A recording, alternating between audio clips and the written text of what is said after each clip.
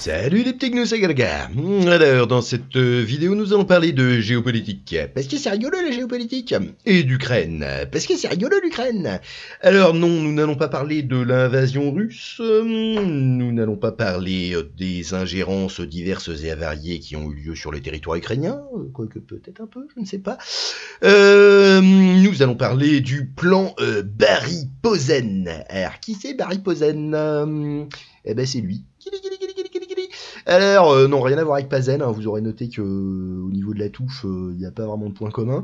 Donc, Barry Posen, pour savoir qui c'est, on va regarder Wikipédia. Alors, Barry Ross Posen, born the 13th of July 1952, traduire, c'est pas si Babelchoy, et professeur international Ford, oui, pourquoi pas, de sciences politiques au MIT, donc pas la bestiole qui vole, hein, le Massachusetts Institute of Technology, et directeur du programme d'études de sécurité du MIT. Expert dans le domaine des études de sécurité, il siège actuellement au comité de rédaction des revues International Security et Security Studies. Il est membre du Council of Foreign Relations, ISACO, groupe de réflexion américain, un think tank spécialisé dans la politique étrangère et les relations internationales des États-Unis, fondé en 1921. C'est une organisation à but non lucratif, évidemment, indépendante, bah bien sûr, et non partisane, cela va sans dire. Ok, voilà, et membre du groupe d'études de la commission Hart-Rudman. Vas-y, Das. La commission américaine sur la sécurité internationale 21e siècle, également connue sous le nom de commission Hart-Rudman, ou groupe travail Hart-Rudman sur la sécurité, a été mandaté par le secrétaire de la défense, blabla, ok. Posen a obtenu son BA, son brevet des écoles, c'est quoi ça? Ah oui, d'accord, c'est un baccalauréat S.Art, donc il a fait les beaux-arts, de l'Occidental College en 74 et sa maîtrise et son doctorat, sous la direction de Kenneth Waltz de l'université de Californie à Berkeley en 76 et 81 respectivement. C'est qui Kenneth Waltz? Était un politologue américain qui était membre de la faculté, bon ok. Donc j'étais où? J'étais là. Posen a travaillé comme consultant pour la Rand Corporation. Quoi? Donc un think tank américain à but non lucratif, comme d'hab, sur la politique mondiale, créé en 48 par Douglas Aircraft Company, ah bon, pour proposer des recherches et des analyses aux forces armées américaines. Il est financé par le gouvernement américain, ouais, donc ok. Et analyste pour le département de la défense et le centre d'études stratégiques et internationales avant de devenir professeur adjoint de sciences politiques à l'université de Princeton en 84. En 87, il a rejoint le MIT en tant que professeur agrégé de sciences politiques et a enseigné au MIT depuis ce temps. Il a également été consultant auprès du Woodrow Wilson Center. Alors Woodrow Wilson, c'était un président américain, mais donc entité quasi-gouvernementale et un groupe de réflexion qui mène des recherches pour éclairer les politiques publiques situées dans le Ronald Reagan Building. Ah oui, c'est un truc qui fait partie du Smithsonian, je crois. Et alors ouais, Woodrow Wilson, du Christian Science Monitor, donc c'est oui, c'est le Monitor, c'est un truc de presse, et de la MacArthur Foundation. Vas-y, hop là, mais non, mais reviens, je voulais pas cliquer. Ah, enculé, de la MacArthur Foundation. Alors c'est quoi? Oui, une organisation privée qui fait oui, des investissements à des organismes non lucratifs dans approximativement 50 pays autour du monde. Il a donc une dotation, on va dire, de 7 milliards de dollars. Ok, bon, ça a l'air sympa. On revient en arrière. Voilà. Retraduction, Spacy Babelchoy de Rechef. Ok, Posen est l'auteur de 3 livres. Posen a également publié un certain nombre d'articles revus très influents, notamment The Security Dilemma and Ethnic Conflict et Command of the Common, The Military Foundation of US Hegemony. En plus de ses travaux universitaires, Posen est fréquemment apparu dans les médias et a publié des articles d'intérêt général dans des publications telles que The New York Times, The Boston Globe and The American Interest. Publication. Les sources de la doctrine militaire. Le premier livre de Posen, The Source of Military Doctrine, France, Britain and Germany Between the World Wars, a été publié par Cornell University Press en 84. The Source of Military Doctrine se concentre sur la façon dont la doctrine militaire est formée et comment elle façonne la grande stratégie. Le livre a remporté le prix Edgar S. Furniss en 84 du Merchant Center for International Security Studies et le prix de la Woodrow Wilson Foundation en 1985, décerné chaque année par l'American Political Science Association au meilleur livre sur le gouvernement, la politique ou les affaires internationales. Escalade involontaire. Le deuxième livre de Posen est Inadvertante escalation conventionnelle VARS, un nucléaire risque, qui a été publié par Cornell University Press en 91. Contention.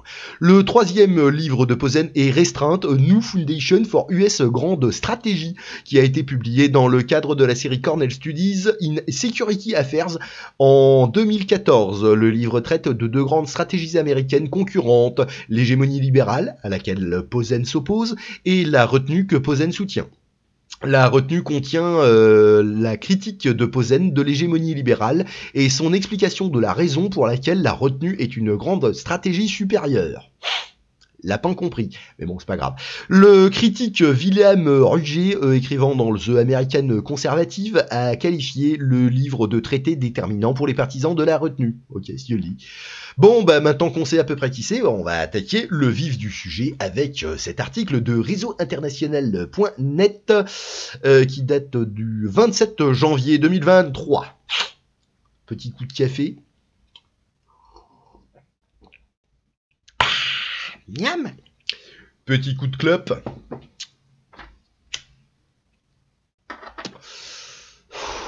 Oh ouais.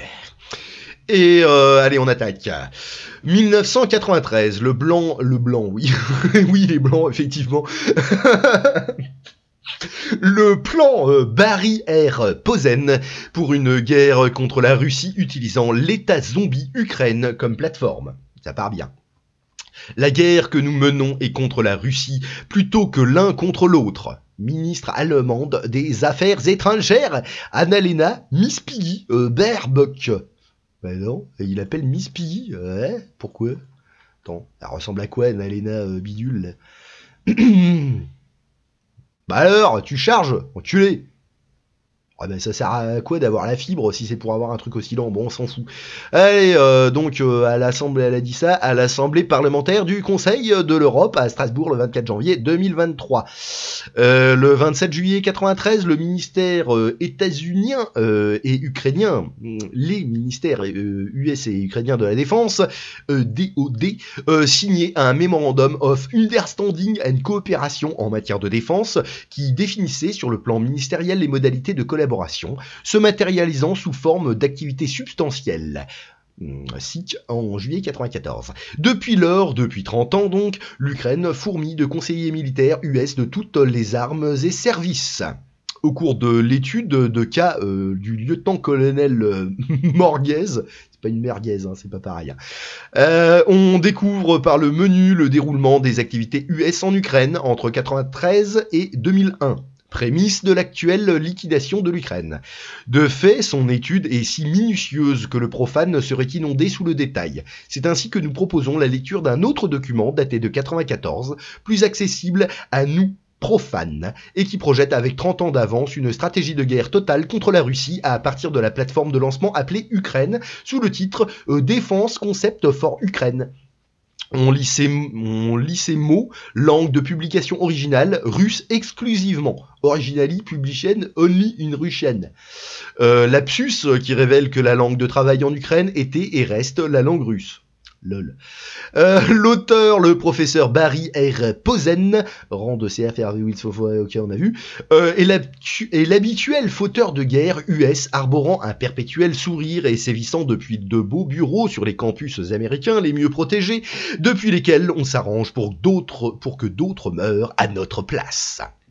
Pour motif évident, 30 ans de distance et une économie russe en pleine renaissance, seule l'évaluation des forces armées russes a pris de l'âge. Pour le reste, le professeur Posen prédit avec une précision tellement effroyable le déroulement du scénario en Ukraine depuis 20 ans, ainsi que la réaction russe anticipée, ou plutôt souhaitée, que l'on perçoit aisément qu'il s'agisse ou non d'une prédiction et d'un plan de guerre.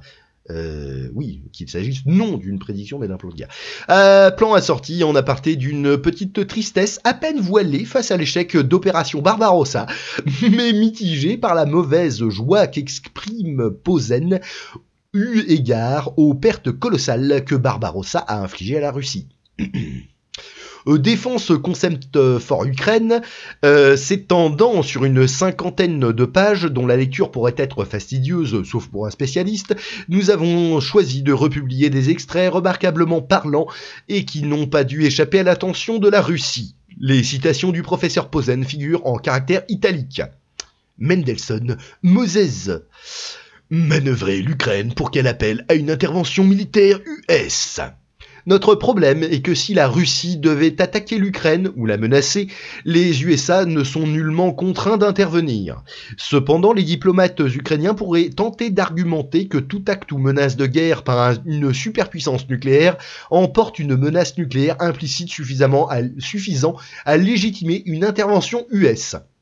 À supposer qu'un tel argument puisse passer, le veto russe au Conseil de sécurité entraverait l'action par ce dernier. Ceci dit, il faut que cela soit intégré à la stratégie diplomatique ukrainienne en cas de difficulté. Trouble en anglais. Note de la rédaction. Merci la rédaction. Le Partnership for Peace est conçu pour imposer à la Russie des frais considérables. Même à supposer que Partnership for Peace, PFP, ne se matérialisait pas en faveur de l'Ukraine, le PFP présente l'avantage d'imposer à la Russie des frais considérables, ce qui renforce le pouvoir de dissuasion de l'Ukraine. Selon le paragraphe 8 du document cadre de l'OTAN pour le PFP, l'OTAN consultera chaque participant actif du PFP dès lors que celui-ci perçoit une menace directe. Il n'y est pas précisé quelle action devra être prise suite à cette consultation, mais l'OTAN ferait bruta figura. Mauvaise figure, on va dire. Si elle ne prenait aucune action suite à la consultation, l'OTAN pourrait compenser une non-intervention en faveur de l'Ukraine en prenant des mesures fortes ailleurs. La crainte, du côté russe, note de la rédaction, de telles mesures fortes représenterait un élément supplémentaire dans la panoplie de dissuasion ukrainienne. Si le gouvernement russe devait oser rejeter de nouvelles réformes néolibérales, l'OTAN doit intervenir. Le Partnership for Peace est la salle d'attente de l'OTAN. Et dans la mesure où la Russie essayerait de s'affirmer, les hurlements dans la salle d'attente se feront entendre. Tous les éléments sont en place pour que l'OTAN soit rapidement élargie. Elle se fait élargir, ouais. Et accueille la Pologne, la Hongrie, la Tchéquie et la Slovaquie. Même si l'Ukraine devait être jetée en pâture au loup, la Russie est susceptible de trouver l'OTAN debout directement sur son pas de porte. Stephen Oxman, ministre adjoint des Affaires européennes, l'a bien dit. Si un coup d'arrêt devait être mis aux réformes en Russie, nous saurons réévaluer les besoins de l'OTAN ainsi que l'Europe centrale et orientale. Confrontation probable avec la Russie, que l'on pourra provoquer jusqu'à intervenir en Ukraine. Ainsi que nous venons de le dire, ne pas intervenir entamerait la crédibilité de l'OTAN face à une confrontation future et probable contre la Russie.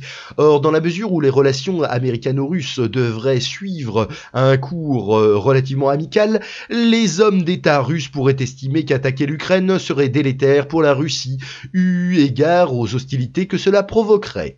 Les candidats cherchant à rejoindre l'OTAN à court terme ne sont qu'un sous-ensemble du PFP. Mais une intervention russe pourrait permettre un élargissement plus énergique. Toutefois, si l'élargissement à court terme de l'OTAN devait aller de pair avec des préparatifs militaires de l'OTAN, de la rédaction, perçus par les hommes d'État russes comme non provoqués, la Russie pourrait être provoquée, stimulated, à reprendre l'Ukraine par souhait d'assurer sa sécurité. Recafé. Miam. L'Ukraine doit être réorientée vers le nationalisme ethnique pour déblayer la voie vers une intervention occidentale. Ça part bien. Jusqu'à date, l'idéologie étatique en Ukraine a été essentiellement organisée sur la notion d'un nationalisme civique et non ethnique. N'importe qui peut devenir citoyen de l'Ukraine et être un bon Ukrainien. Les Russes ne sont pas une minorité persécutée. Il y a toutefois un petit nombre d'éléments éthiquement ukrainiens qui peuvent vouloir modifier cette orientation. Or, le nationalisme civique est vu comme rencontrant la faveur de l'Occident, dans la mesure où tout combat futur pourra être dépeint sous le jour d'un combat de Russes ethniques contre Ukrainiens civiques, la voie pour une intervention occidentale sera dégagée. La diplomatie tire profit de scènes d'horreur montrées à la télévision. Boutcha 2022 ?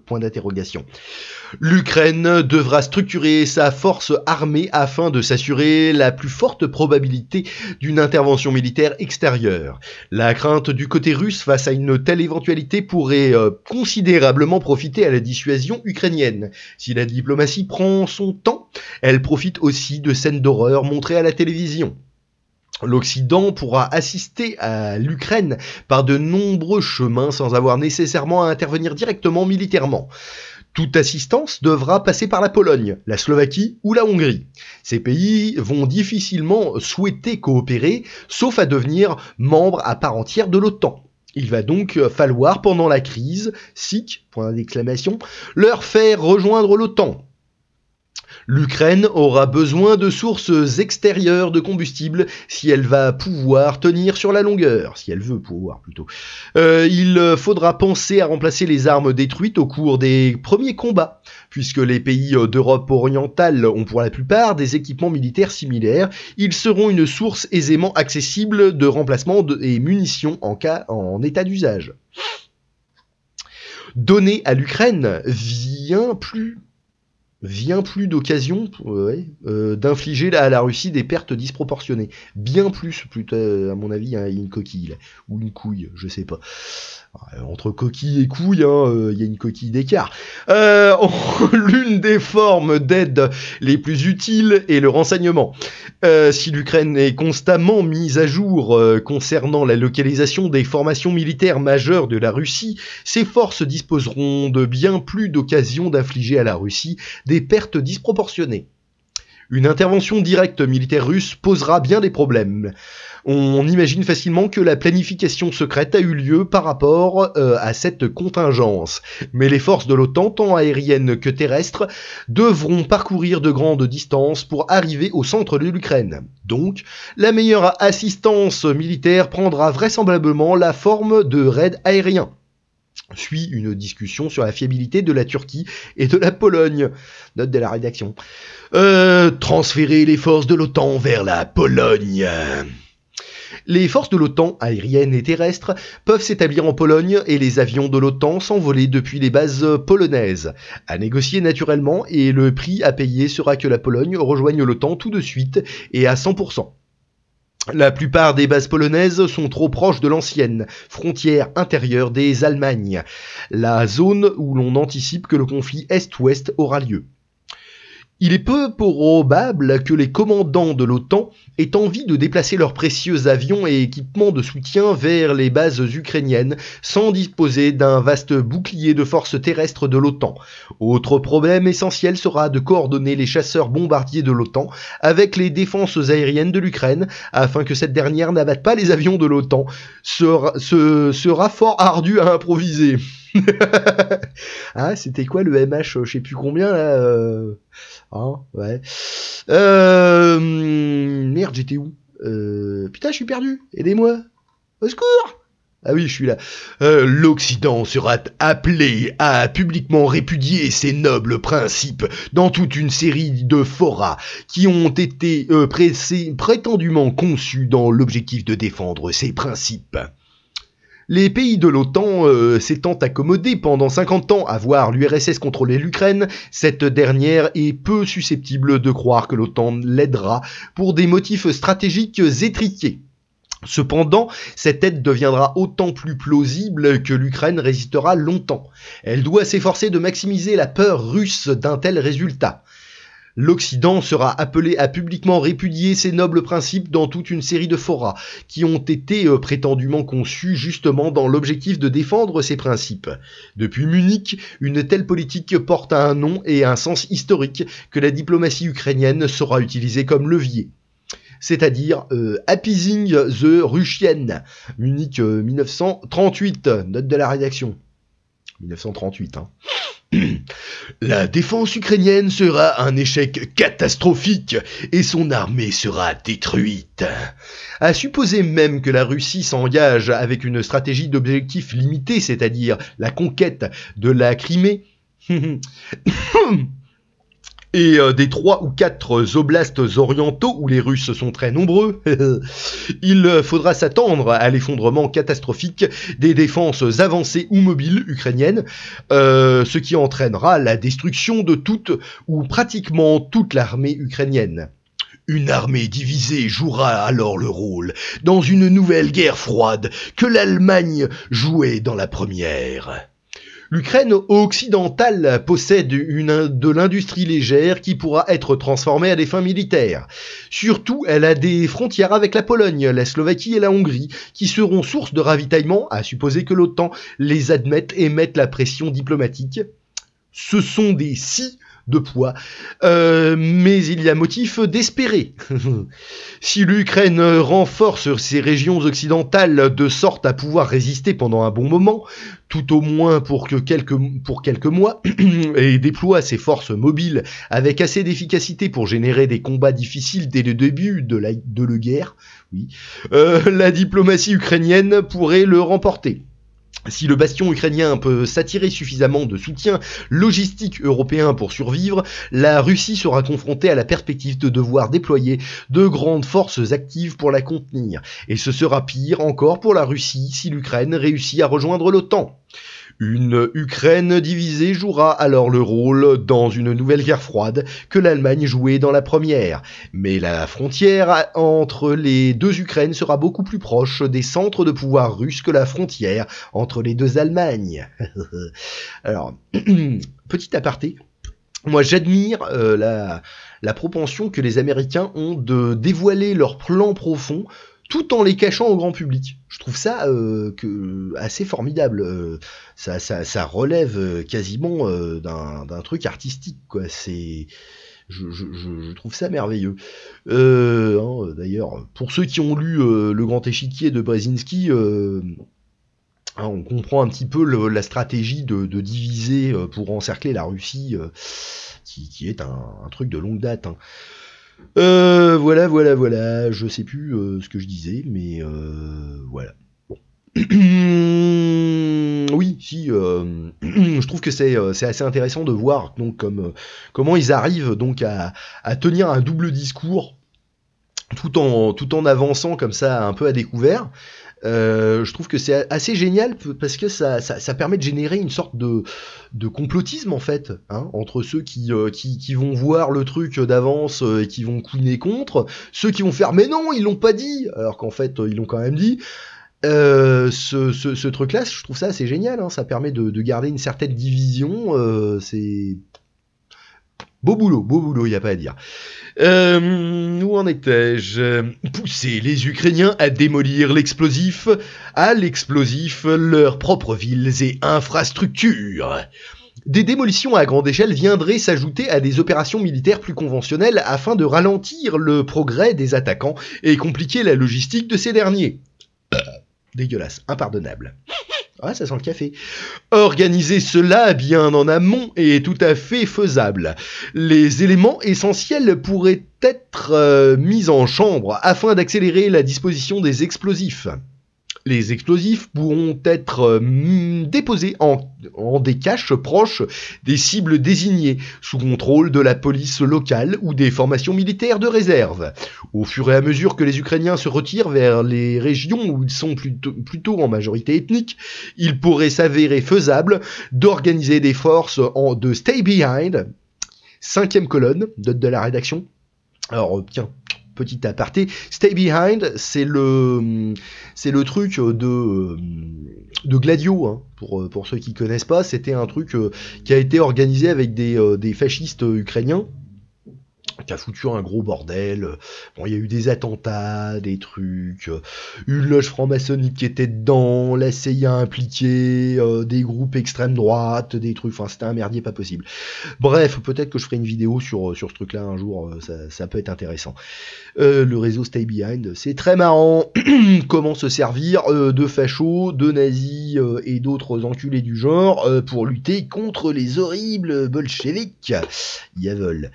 Bon, donc les forces Stay Behind, chargées de collecter des renseignements sur la présence russe et mener une guérilla partisane. Les plans idoines doivent eux aussi être préparés à l'avance. Il incombe à l'Ukraine de convaincre ses voisins de ce qu'elle peut faire appel à 1 million d'hommes disposés à mourir. Un peu de franchise et de mise concernant la nature des combats qu'il faudra envisager, oui, avec un T, oui, évidemment, qu'il faudra envisager si mon concept militaire va pouvoir être mis en œuvre. L'essence de la puissance de combat de l'organisation que je propose est la volonté du soldat ukrainien de mourir pour la patrie dans une guerre qui peut sembler cause perdue. L'armée ukrainienne ne fait pas du tout le poids en termes des équipements majeurs de combat. L'histoire nous enseigne que le type de combat que je propose ici exige un prix très élevé en termes de pertes. Des milliers, peut-être des dizaines de milliers vont mourir. La clé sera dans l'esprit de chaque soldat ukrainien. Point d'interrogation. Quelle est la force du patriotisme ou nationalisme ukrainien ? Point d'interrogation. La réponse à ces questions est désormais très peu claire, un peu partout en Ukraine. Si l'Ukraine n'arrive pas à inventer une multitude de moyens de convaincre ses voisins qu'elle peut trouver 1 million de soldats disposés à mourir tous les jours, que fait Dieu pour la souveraineté du pays ? Eh bien, le pouvoir dissuasif de mon système militaire sera faible.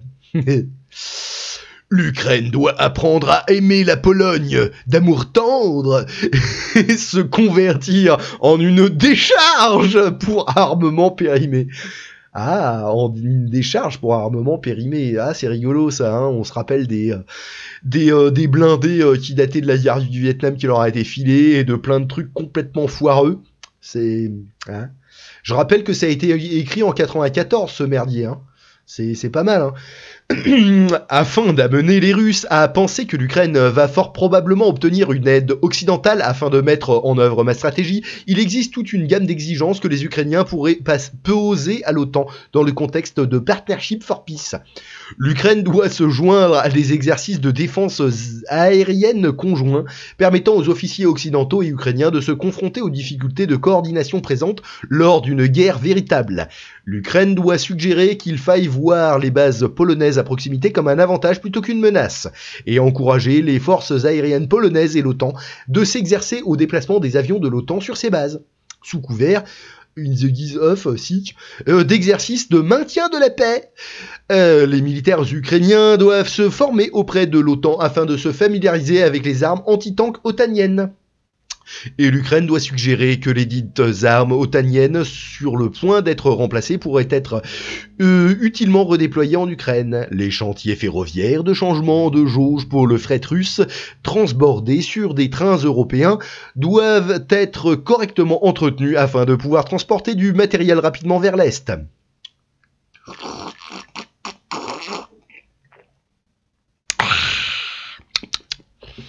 Certains pourraient protester que de tels exercices vont au-delà de ce qu'implique le Partnership for Peace. Mais les diplomates sont suffisamment inventifs pour pouvoir rationaliser tout cela. L'irrationalité inhérente à des combats violents de l'envergure que j'envisage ici n'est pas un obstacle. Des combats violents de l'envergure que j'envisage ici entre des grandes et moyennes puissances industrielles sont désormais considérés comme inconcevables. L'irrationalité inhérente à de tels combats dans un contexte de société moderne où la rationalité est une valeur prisée a été perçue comme un obstacle à de tels conflits. Si cette opinion est répandue, c'est un faible roseau sur lequel baser une politique de sécurité. Alors même que la politique internationale semble confirmer cette opinion, l'Ukraine doit prendre une assurance contre tout revers désagréable dans la politique internationale. Ce concept de défense que j'avance ici peut être mis en place étape par étape.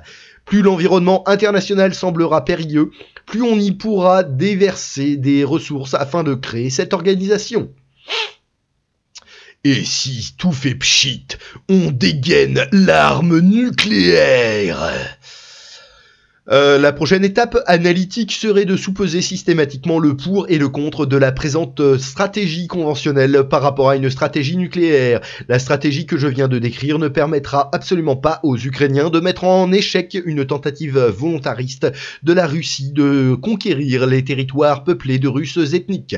Ma stratégie sera relativement efficace en termes de faire payer plus cher une tentative de reprendre toute l'Ukraine. Mais elle échouera sans intervention extérieure. À supposer que l'Ukraine puisse générer une petite mais fiable capacité de frappe de représailles, seconde streak, contre la Russie, quels seraient les problèmes que la dissuasion nucléaire résoudrait ? Point d'interrogation. L'Ukraine endosserait la mission de dissuader des attaques sur son territoire, tandis que la Russie, endosserait celle de protéger ses compatriotes échoués par accident sur un territoire qui historiquement est russe, mais qui se trouve à être ukrainien par un jeu de circonstances.